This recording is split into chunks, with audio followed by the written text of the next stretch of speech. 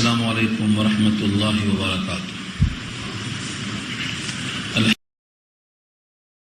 اللہ نبی بعد اما بعد فاعوذ باللہ من الشیطان الرجیم بسم اللہ الرحمن الرحیم. ولو نزلنا، اگرچہ نزلنا پاس ٹینس میں ہے، ماضی ہے. نزلنا کے معنی ہم نے نازل کر دیا، لیکن پورے قرآن کریم میں کسی بھی ماضی پر اگر حرف ان یا حرف لو یعنی کوئی بھی حرف شد داخل ہو جائے تو ماضی کا ترجمہ نہیں رہ جائے گا، مستقبل ہو جائے گا، فیوچر میں بدل جائے گا. ولو نزلنا، اور اگر ہم نازل کر دیتے، علیکا اے نبی صلی اللہ علیہ وسلم آپ پر، کتاباً بمانا لکھا ہوا، مکتوب، نوشتہ، فی قرطاس، قرطاس کے معنی کاغذ کے آتے ہیں. حیدرآباد سے نکلنے والے پرچے کا نام تھا قرطاس و قلم، یعنی تحریر اور جسے تحریر لکھی گئی، تو قرطاس کے معنی کاغذ پر لکھا ہوا. فلمسوہ بأیدیہم، بس وہ اس کو چھو لیتے اپنے اپنے ہاتھوں سے. لمس کے معنی چھونا، ٹچ کرنا.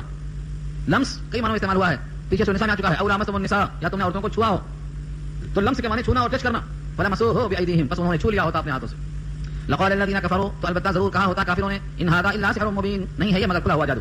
سحر، سحر کے معنی ایسا اثر جس کا سبب ظاہر نہ ہو، خفیہ علت، خفیہ سبب، خفیہ ریزن جو ظاہر نہ ہو اور وہ سہ وجود میں آ جائے، اس کو ہم سحر کہتے ہیں. بہت سے لوگوں نے سحر کا انکار کیا ہے. بعض لوگ کہتے ہیں انہیں غیر یعنی اہل قرآن کہتے ہیں. اہل قرآن ان کا صحیح نام نہیں ہے، ان کا اوریجنل نام ہے مقلدین، یا یوں کہا جائے منکرین حدیث. وہ حدیث کو نہیں مانتے. اگر یہ کہتے ہیں ہم حدیث کے منکر ہیں تو ان کی بات کون سنے گا؟ اس لیے خوبصورت نام دیتے ہیں ہم اہل قرآن، ہم قرآن والے. اہل قرآن حدیثوں کو نہیں مانتا، اور یہ سحر کا تعلق حالانکہ آیتوں میں ہے لیکن بنا رکھا ہے اس نے، وصول سحر کو نہیں مانتا. قرآن کریم کی بیشتر آیتوں میں سحر کا لفظ موجود ہے، اور سحر کا وجود ہے، اور سحر کی اقسام ہے، اور سحر کا علاج ہے، اور سحر کے اثرات کا باقاعدہ اظہار ہے. یہ لوگ کہتے ہیں کہ کھلا ہوا جادو ہے. جو لوگ سحر کا انکار کرتے ہیں ان سے پوچھو یہاں کیا مراد ہے. وہ کلام اللہ کو اگر ورقوں میں پاتے اور چھو کر کے کہہ دیتے کہ کھلا ہوا جادو ہے. آپ اگر سحر نہیں مانتے تو ترجمہ کیا کریں گے یہاں پر؟ ان ھذا الا سحر مبین، نہیں ہے یہ کھلا ہوا جادو. اگر سحر کا وجود نہیں ہے تو یہاں کیا ترجمہ کریں گے آپ؟ وقالوا لولا انزل علیہ ملک، یہ دوسرا ان کا مطالبہ تھا، جواب دیا جا رہا ہے. ان کا مطالبہ تھا کہ پیغمبر کے دائیں بائیں دو فرشتے بشکل انسان ہوتے، اور کہتے تھے کہ یہ فرشتہ اور یہ اللہ کا نمائندہ ہے، اللہ کی طرف سے کتاب نازل ہوئی ہے. یا یہ کتاب کسی انسان پر نازل کرنے کے بجائے کسی فرشتے پر نازل کر دیتے اور فرشتہ بشکل انسان آ جاتا اور ہم اس کی بات مان لیتے. یہ ان کی خواہشیں تھی. بہت پیارا جواب، نفسیات کو چھو لیتا ہوا. قرآن کریم کے جوابات میں غور کریں تو نفسیات کا بڑا لحاظ کیا رب کریم نے. کہتے ٹھیک ہے فرشتے کو اگر ہم نازل کر دیتے ان کی مرضی کے موافق تو دو حال سے خالی نہیں ہے، یا تو فرشتہ بشکل انسان آتا یا فرشتہ اپنی اصلی شکل میں آتا. دو ہی حال ہے.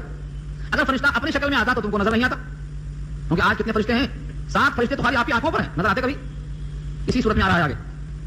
فرشتوں کے ذریعے سے اللہ نے ہمارا تحفظ کر رکھا ہے، ورنہ جب کھول کر منہ سو جاتے ہیں تو منہ میں سانپ گھس سکتا ہے، مگر اس کو روکا رکھا اللہ، ممنوع ہے. ناک کھلی ہے، ناک میں کچھ گھس سکتا ہے. اللہ تعالیٰ کی طرف سے تحفظ ہے، جب تک وہ باقی رہتا ہے تحفظ رہتا ہے. اس کا تحفظ اٹھا دیا جاتا ہے تو محافظ ہی بھون دیتے ہیں، محافظ ہی اسے ختم کر دیتے ہیں. تاریخ میں بہت سے واقعات ہیں. ہمارے اس ہندوستان میں وزیر اعظم اندرا گاندھی کو جب تک اللہ کی حفاظت کا پہرا تھا محافظین موجود، اور جب اللہ کا حکم ختم ہو گیا تو وہی محافظین ان کے اوپر پستول تان کر ہلاک کر دیا. یہ خدائی پہرا اصل ہے. لوگ سمجھتے ہیں کہ ہم اپنی حفاظت خود کر سکتے ہیں، نہیں کر سکتے. اللہ جس کو چاہتا ہے جب تک چاہتا ہے بچا کے رکھتا ہے. تو سوال یہ ہے اگر فرشتے بشکل انسان آتے تو آپ کو تو نظر نہیں آتے، آپ کس کی اتباع کرتے؟ بات مشتبہ ہو جاتی. اور اگر بشکل انسان آتے تو تم کہتے یہ پتہ نہیں فرشتہ ہے کہ انسان ہے، انسان ہے کہ فرشتہ ہے، تمہارے اوپر بات پھر بھی مشتبہ ہو جاتی. وقالوا لولا انزل علیہ ملک، اور کہا انہوں نے کیوں نہیں نازل کیا گیا ہے اس نبی پر فرشتہ. پہلا قول ہے یہ، ان پر فرشتہ نازل ہوتا اور یہ فرشتہ کہتے پھرتا یہ رسول ہیں، یہ رسول ہیں، یہ رسول ہیں. تصدیق کے طور پر فرشتہ ساتھ ٹکراتا. یہی مضمون صرف فرقان میں آئے گا، لولا انزل علیہ ملک، کیوں نہیں نازل کیا گیا فرشتہ. فیکون معه نذیرا، کہ ساتھ رہتا کہ ہاں وہ نبی ہیں. نہیں مانیں گے تو خدا کا عذاب آئے گا. ایسا ہوتا تو ہم مان لیتے. ولو انزلنا ملکا، اور اگر ہم نازل کر دیتے فرشتہ، بشکل فرشتہ ہو یا بشکل انسان ہو، لیکن ہم فرشتے کو اگر بنا کر رسول بھیجتے، لقضی الامر، لقضی الامر بہت توجہ کا طالب ہے، تو معاملہ ختم ہو چکا ہوتا، قصہ ہی ختم ہو جاتا. ثم لا ينظرون، پھر مہلت نہ دیا جاتے.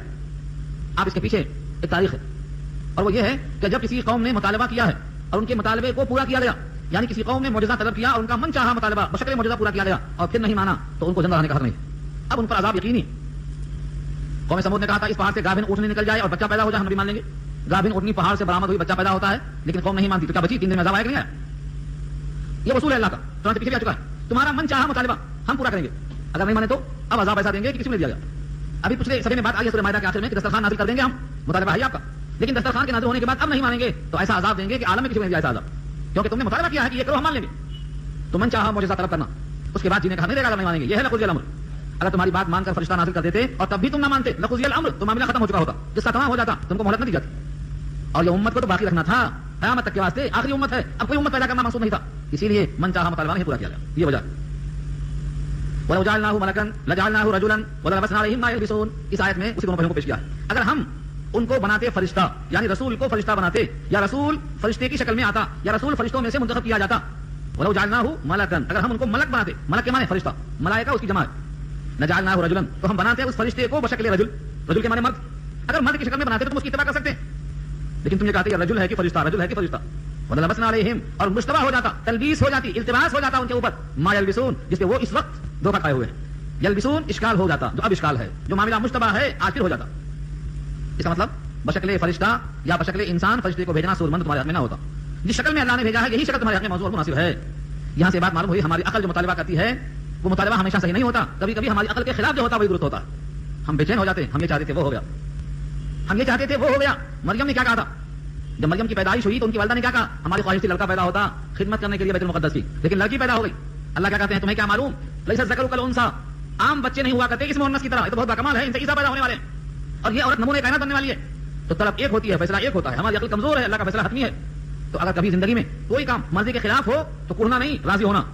مومن کہتا ہے جیسا فیصلہ ہوا یہ اللہ کا تجویز شدہ حال تھا، ایسا ہی رب کی طرف سے فیصلہ تھا، اسی پر رب راضی ہے، ہمیں راضی ہونا چاہیے. کوئی شکوہ کرنا گزرے ہوئے حالات رب کریم کے فیصلے پر اعتراض برابر، ایسا ہی ہونا چاہیے تھا. اور اسی کو اللہ نے کہا سورہ حدید میں بار بار پڑھنا، لا تعصوا علی ما فاتکم ولا تفرحوا بما آتاکم، جو فوت ہو گیا اس پر افسوس نہ کرو، جو دیا ہے اس پہ اتراؤ مت، حدود کے اندر رہو. فلقد استهزئ برسل من قبلک، یہ تسلی ہے محمد مصطفیٰ صلی اللہ علیہ وسلم کی ذات کے لیے. کیوں؟ کیونکہ جب آپ کا استہزاء کیا گیا، مذاق اڑایا گیا، رسالت کی تکذیب کی گئی، آپ سے مخاطب ہو کر کہا گیا لست مرسلا، آپ رسول نہیں ہیں، کتنا دکھ ہوا ہوگا. جب مذاق اڑایا گیا ہے گلیوں میں مدینے کی اور مکے کی تو کتنا پکڑ ہوئی ہوگی، تکلیف ہوئی ہوگی. آپ سمجھتے ہوں گے صرف مکے تک مذاق تھا؟ یہ منافقین تو آخر زمانے تک رہے، نبی کے ساتھ منافقین 10 سال تک نماز پڑھتے رہے، کہاں ختم ہوئی؟ یہ مذاق کرتے رہے، تمسخر کرتے تھے، آپ کی محفل میں بیٹھ کر بات سنتے تھے اور باہر جا کر ان باتوں کا تبصرہ مذاق میں کیا کرتے تھے. کتنا رحم کی بات، تسلی دیا اللہ. ولقد استهزئ، اور البتہ تحقیق استہزاء کیا گیا، برسل من قبلک، بہت سے رسولوں کا آپ سے پہلے، فحاق، پھر گھیر لیا، بالذین سخروا منهم، ان لوگوں کو جو انہوں نے مذاق کیا تھا ان میں سے. کس نے گھیرا؟ ما كانوا به يستهزئون، جس کا مذاق اڑاتے تھے اسی نے عذاب بن کر گھیر لیا ان کو. جب انہوں نے جن چیزوں کا مذاق اڑایا اللہ نے انہی چیزوں کا عذاب ان کی شکل پر نازل کر دیا. حضرت نوح کی کشتی بن رہی تھی، کشتی بناتے ہوئے نوح کا مذاق اڑایا گیا. حضرت نوح سے کہتے تھے ارے پانی تو نہیں ہے، کشتی کہاں چلائیں گے آپ؟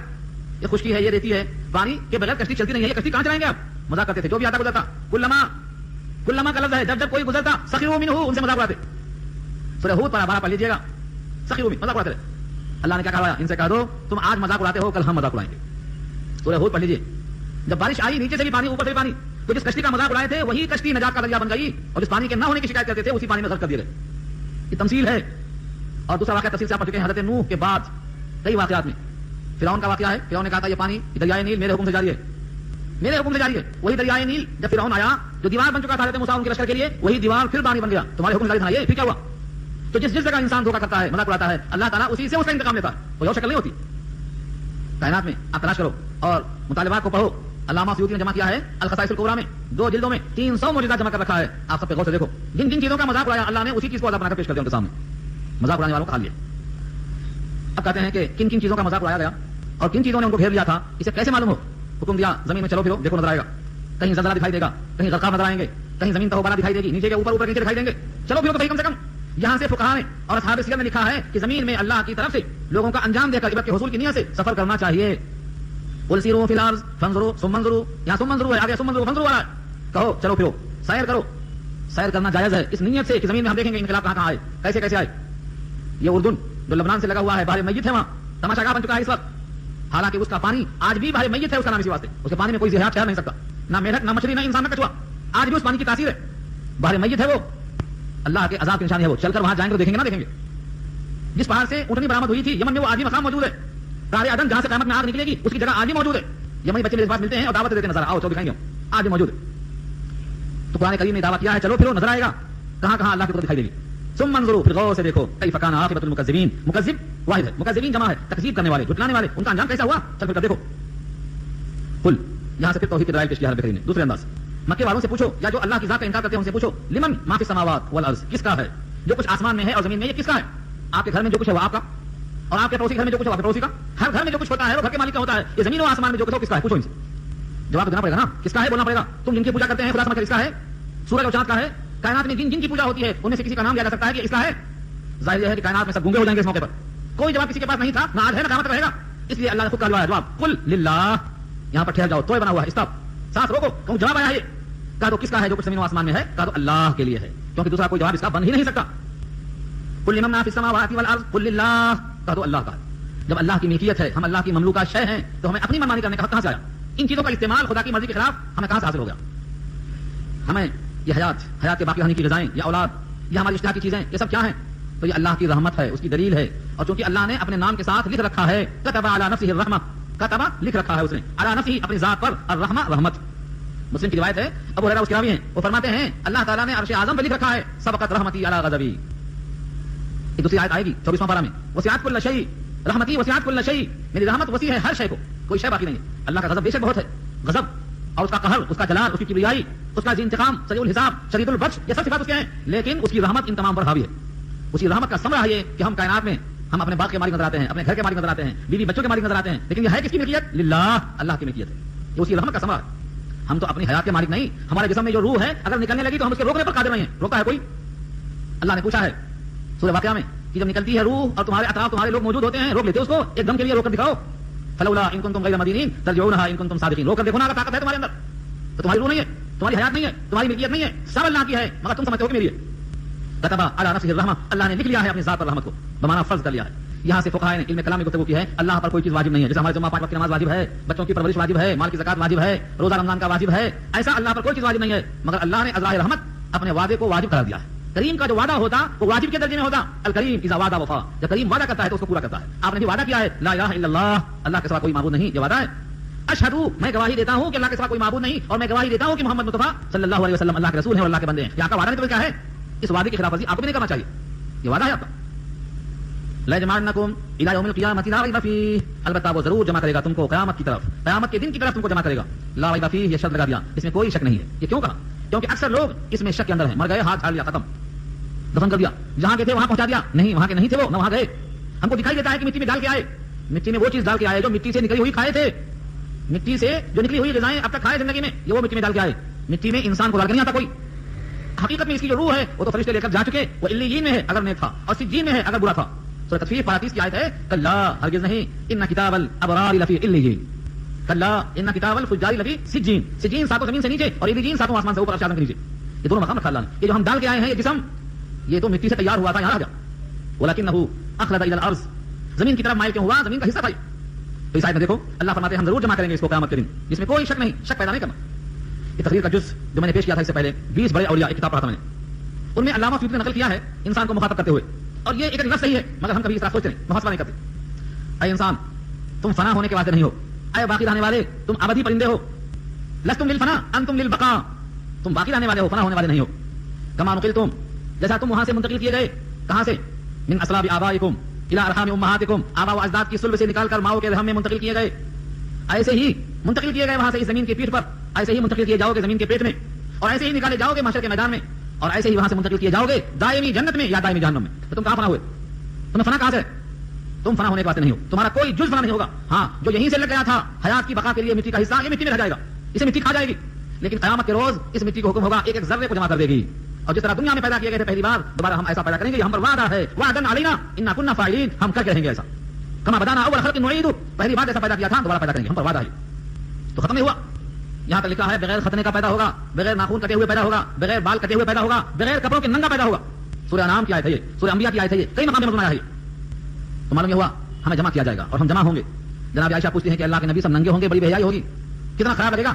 فرمایا عائشہ وہاں کون کس کی طرف دیکھے گا؟ نفسی نفسی کا عالم ہوگا، کوئی کسی کو نہیں دے سکتا، کوئی کسی کو دے نہیں سکتا.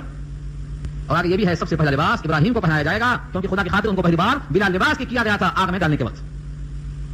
تو قیامت میں شک نہیں ہے. اگر کسی کو شک ہے قیامت میں وہ مومن نہیں ہے، اور جو مومن نہیں ہے اس کو نجات نہیں ہے. اور نجات کے واسطے لازم ہے کہ ایمان کامل ہو، اور ایمان شک کے ساتھ جمع نہیں ہوتا. ایمان شک کے ساتھ جمع نہیں ہوتا کیونکہ ایمان نام ہے یقین کا، اور یقین شک کی ضد ہے، اور اجتماع ضدین محال ہے. تو شک نہیں پیدا کرنا، تیاری کرنا اس کے لیے. ہم جب قبر میں جائیں گے ہم سے سوال جواب ہوگا انشاءاللہ، اس کا ہم یہ جواب دیں گے. تیاری کرنا یہ ایمان کا جز ہے. اگر کوئی تیاری میں کمزور ہے تو آگے فرمایا الذین خسروا انفسهم فهم لا یؤمنون، جو لوگ خسارے میں ہیں اپنے آپ میں، جنہوں نے اپنے ذات کا گھاٹا کر لیا، جنہوں نے اپنے آپ کو ضائع کر دیا، فهم لا یؤمنون، وہ ایمان نہیں لائیں گے. کیونکہ جب شک پیدا ہو گیا تو محنت نہیں کریں گے، یقین نہیں کریں گے. وله ما سکن فی اللیل والنهار وهو السمیع العلیم، اور اسی کی ملکیت ہے جو سکون پاتے ہیں رات اور دن میں. سکنا جو قیام کرتے ہیں رات اور دن میں. ایک لطیف اشارہ ہے، کوئی مخلوق بتاؤ جو رات میں اپنے مسکن میں نیند کے ذریعے غفلت میں نہ رہتی ہو. کون ہے جو ہمیشہ حرکت میں رہتی ہو، سکون میں نہ رہتی ہو؟ کبھی حرکت میں کبھی سکون میں. یہ انسان حرکت میں ہے، رات آئی تو نیند کی شکل میں غفلت میں آ جاتا ہے، یہاں تک کہ مردے کے مشابہ ہو جاتا ہے. یہ بھی اللہ کی ملکیت. سارے پرندے رات میں آ جاتے ہیں، یہ ملکیت. حشرات الارض اور کیڑے مکوڑے سب کے سب رات میں ما سکنا میں داخل ہیں، سب کے سب اللہ کی ملکیت میں داخل ہیں. کون ہے جس کو اونگ بناتی ہو اور کون ہے جس کو نیند بناتی ہو؟ اللہ کی صفات میں ہے. آیت الکرسی پڑھ لینا، لا تاخذہ سنۃ ولا نوم، نہ اسے اوہ پکڑتی نہ اسے نیند آتی، وہ اللہ کی صفات ہے. بقیہ سب رات میں سکون حاصل کرتے ہیں اور دن میں قرار پکڑتے ہیں، اس اللہ کی ملکیت ہے. وله ما سكن في الليل، اپنے مخلوق کے واسطے اللہ نے رات کا انتظام کیا اور مخلوق کی خاطر دن کا انتظام کیا. وهو السميع العليم، اور سننے والا جاننے والا ہے. سمیع کیوں کہا؟ یہ رات میں جتنے لوگ پکارتے ہیں سنتا ہے. ساری کائنات غافل ہے لیکن وہ ان کی سنتا ہے، مطلب یہ ہے کبھی غافل نہیں ہوتا. العلیم، جانتا ہے کون تڑا رہا ہے، کون محبت کے الفاظ نکالتا ہے، کون آنسو میں بلکتا ہے، کون کسی اضطراب میں ہے، کس کی کیا کیفیت ہے، سب چیزوں کو وہ جانتا ہے. اس کے علم سے کوئی چیز باہر نہیں ہے. کیا ایسی ذات ان صفات سے متصف جو سمیع بھی ہو، بصیر بھی ہو، جس کی ملکیت میں سب کچھ ہو، جو اپنی ذات پر رحمت دے چکا ہو، جو قیامت کے وقت جمع کرنے پر قادر ہو، جو ہر ایک کا مالک ہو، کیا ایسی ذات کو چھوڑ کر میں اس کے علاوہ کسی اور کو تلاش کروں؟ قل اغیر اللہ اتخذ ولیا، کہہ دو کیا اللہ کا غیر میں بنا لوں بطور ولی کے؟ ان تمام خوبیوں کا مالک اس کو چھوڑ کر میں اللہ کا غیر تلاش کروں؟ قل اغیر اللہ اتخذ ولیا، نہیں، میرا ولی وہی ہے. کیوں؟ اس کی اور خوبیاں کیا ہیں؟ فاطر السماوات والارض، زمین و آسمان کو پیدا کرنے والا. لفظ فاطر، لفظ بدیع، لفظ تخلیق، تینوں میں غور کرو. خالق اللہ کی صفت. بدیع السماوات والارض، بدا کے معنی اثر نو ایجاد کرنا، پہلے سے کوئی ڈیزائن موجود نہیں تھا، پہلے سے کوئی نمونہ موجود نہیں تھا، پہلے سے کوئی مثال موجود نہیں تھی. یہ بدیع ہے، اسی معنی میں فاطر بھی ہے. فاطر السماوات والارض، زمین و آسمان کو پیدا کرنے والے. اور ایک صفت ایسی، وهو يطعم ولا يطعم، وهو يطعم ولا يطعم، وہ سب کو کھلاتا ہے، کھلایا نہیں جاتا، کھلایا نہیں جاتا، سب کو کھلاتا ہے. وهو يطعم، اور وہ کھلاتا ہے. کیا کھلاتا ہے نہیں کہا کیونکہ بہت کچھ کھلاتا ہے. ولا يطعم، کھلایا جاتا نہیں. خدا کے نام پہ چڑھا کے آتے کون کھاتا؟ بتوں کے نام پہ بتاشے رکھ کے آتے کون کھاتا؟ مکھیاں کھاتی ہیں، کتے پیشاب کرتے ہیں، تو انہیں وہ ہٹانے پر قادر نہیں ہے. قرآن نے خود کہا ہے سورہ حج کے آخری حصے میں 17واں پارہ، وَإِن يَسْلُبْهُمُ الذُّبَابُ شَيْئًا لَا يَسْتَنقِذُوهُ مِنْهُ، اگر مکھیاں ان سے چھین لیتی ہیں تو مکھیوں سے لیا ہوا، مکھیوں کو جو لے جاتے ہیں ان کو چھین بھی نہیں سکتے. ضعف الطالب والمطلوب، کیا کمزور ہے طالب بھی، کیا کمزور ہے مطلوب بھی. پوجا جن کی ہوتی وہ بھی کمزور، جو کرتے ہیں وہ بھی کمزور، دونوں کمزور. وہ کھانے کے محتاج ہیں تو خدا کیسے ہوئے؟ جن پر چڑھاوا چڑھایا جائے وہ اتنے کمزور ہیں تو تمہیں کیا دے سکتے؟ اللہ فرماتے ہیں وہ یطعم ولا یطعم، جو سب کو کھلاتا ہے مگر کھلایا نہیں جاتا، سب کو کھانا دیتا ہے وہ کھانا نہیں کھاتا. یہیں سے اخذ کیا تھا گزشتہ، آپ بھول گئے ہوں گے، کانا یاکلان الطعام، عیسیٰ ابن مریم دونوں کھانا کھاتے ہیں، اس کو کھانے کی طرح محتاج ہوئے. اور اللہ کی شان یہ ہے سب کو کھلاتا ہے مگر خود نہیں کھاتا ہے. تو جو کھلاتا ہے مگر کھاتا نہیں، اس کا بیٹا اور اس کی بیوی کھانے والے کیسے ہو گئے؟ کانا یاکلان الطعام. تو یہ اللہ کا خصوصی وصف ہے یہاں پر، جو سب کو کھلاتا ہے مگر کھاتا نہیں. قل انی امرت ان اکون اول من اسلم، کہہ دو بے شک میں حکم دیا گیا ہوں کہ میں ہو جاؤں سب سے پہلے اسلام قبول کرنے والا، سب سے پہلے اطاعت کرنے والا، سب سے پہلے خدا کے حکم پر لبیک کہنے والا. اول من اسلم، اول من اسلم، جو سب سے پہلے سرنڈر ہو جائے، سب سے پہلے سجدہ رکھ دے اور ناک کو زمین پر رکھ دے. میں حکم دیا گیا ہوں کہ پہلا میں بن جاؤں. ولا تکونن من المشرکین، اور مت ہو جاؤ شرک کرنے والوں میں سے، شرک کرنے والوں میں سے مت ہو جاؤ. کیا نبی سے شرک کا احتمال ہے؟ کیا نبی سے شرک کا امکان ہے؟ پھر یہ کیوں کہا مت ہو جاؤ شرک کرنے والوں میں سے؟ تاکہ لوگ جان لیں کہ شرک اتنا ناپسندیدہ عمل ہے کہ اپنے محبوب سے بھی مطلوب نہیں ہے اور قابل معافی نہیں ہے. اپنے محبوب سے بھی سرزد ہو جائے تو پسند نہیں ہے، تو